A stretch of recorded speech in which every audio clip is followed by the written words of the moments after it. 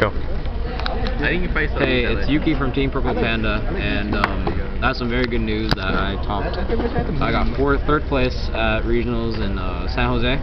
It was a 472 person, and I got third in Swiss, and I was playing Rabbit. So here's the deck list and like explanations. Is that right? Yeah, that's all good. So these are 3 rabbits. I just lent them out to a friend, so I don't have them. So self-explanatory. 3 tour guides, self-explanatory. 3 Sabersaurs, 3 Cabazals. Okay, so this is what deranges from regular rabbit, the 3 Guivas.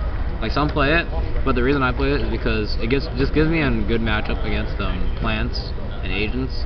It just takes advantage of them, like summoning a tour guy and leaving a Sanguine face up, or having like a Dandelion, or against agents maybe like a Venus or an Earth. It just attacks their vulnerable monster and makes a Logia or a Dolka, so that's what's made it good. I played a Gores. I do play Defissures, but I felt Gores was necessary because it helps me counterpunch just in case my Logia or something dies, so that helped. Self-explanatory. This I really liked because it helped me in the mirror. I only played 1 mirror, and that was in top 4, but it still really helped against decks that just could not get past like monsters. I really wanted to play 2, but 1 was okay, and always attacking the hand is always really good. This was in there because if it's a monster that Logia can't get over, like Spirit Reaper, or just any other threat that Logia just doesn't want to attack, then this can just bounce back to the hand, and you can just always play that Grand Mole game. Spells, these are self-explanatory.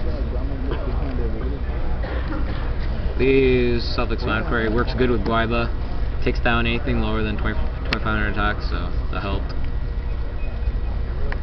These, it took a long time for me to think about playing because it prevented me from playing Max C and cards that like took advantage of the grave.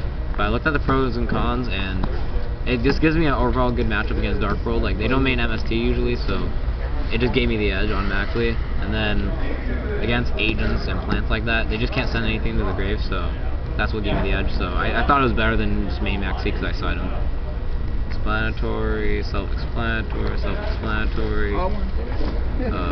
Gold Sark. I don't know how many I wanted to play, but ultimately I decided on 1 just because 1 is like, just in case if you draw this in Tour Guide, you can just go Levier or Logia, so it opened that kind of play for me. And the availability of searching Rabbit, even if you don't have it in your hand, is also really strong, so I just don't want to draw multiples, so I thought 1 was good. Explanatory, explanatory. Okay, this was definitely the star card of the deck. Its effect is your opponent need to pick a special summon monsters. If anything is on your side of the field or your deck is sent to the graveyard, then this card is destroyed. This card is really good. If you have Logia and this on the field, it's really hard for you to lose because detaching sea materials doesn't count as sending from the field to the graveyard. So if you have Logia in this, like, it's impossible to lose. And even though it is a minus once it gets destroyed, like if they MST another card and this gets destroyed as well, like, it doesn't matter because they can summon Tour Guide, or they can Monster Reborn, or just anything that starts a chain that wants to special summon, you can just chain this to that and it just fizzles. And also starts a lockdown. And also, if I want to prevent Gores and I don't want to go Dolka, I can easily go Logia, flip this, and attack and feel safe. And it really helps. And since I'm playing Defissure, I don't really care about monsters getting removed and stuff, so it's a really good luck card. What MVP of the deck? Self-explanatory. 2 Deep Prison. I felt this card's good because I don't have to activate on the actual summon of the monster. So, like if I don't have like Logia on the field, and then they have like a big monster like I guess Grapha or something, and I want to get Logia out, but like it doesn't get over it, I can just always just get the Logia out, set this, and feel safe, because it's not like Bottomless where I have to actually activate on the actual summon of the card, so this was really good. This was the last minute decision I made with, I took out a 1 Bottomless for this, and I decided to 1 Bottomless. This was really good. Same reason for Deep Prison, but it also really messes up Rabbit, because when they get two of those guys out, you can always just bounce 1. Or like if you think they saw Fossil Dino or something, you can always just use it as an aggressive card to go for game. But if you use Bottomless, it's good for both guys that come out? This is a really good card. Self-explanatory. This helps me protect back row. It was iffy if I want to main this, but ultimately I don't want to use Logia's effect on Heavy Storm, so it let me feel safe of like setting 4 back row with Logia, so this was good. Same reason why I only play 1 bottomless. And so extra deck? Yeah, side and extra.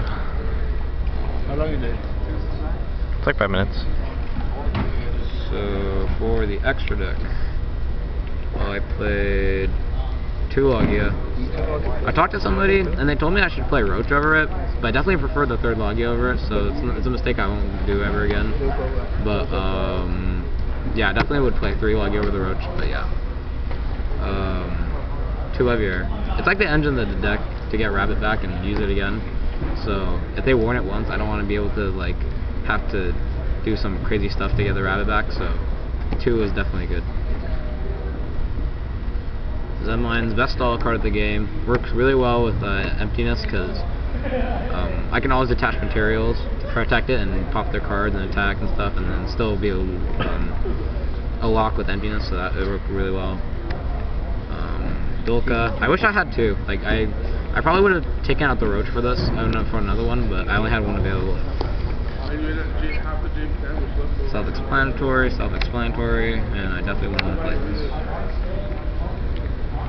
And here it just covers the generic synchros in case I were born or my controller tuner, so yeah.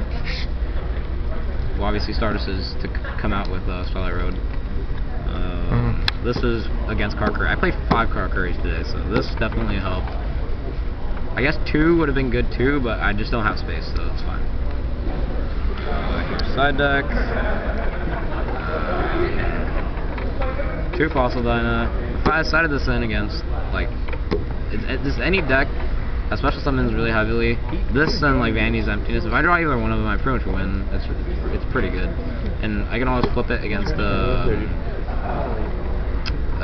Rabbit, so that's also a good surprise factor. This is for decks that special summon a lot and also don't have to, I can side out deep prisons like Car Curries or, I don't know, just decks that just don't involve them in graveyard, but I can still use Maxi, so I have a side of deep fissures for these usually. This is in case, like, I don't know, they played some continuous spell, also good against anti-meta.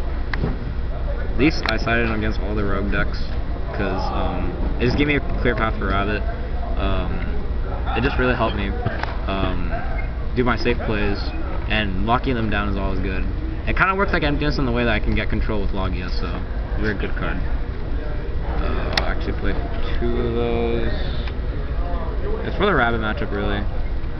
It's yeah, Logia can't negate it. I really like it better than Smashing Horn. Smashing Horn's really bad in theory, so 1 Reaper, good against Rabbit. There's any deck that just can't run over it. And finally, these are just for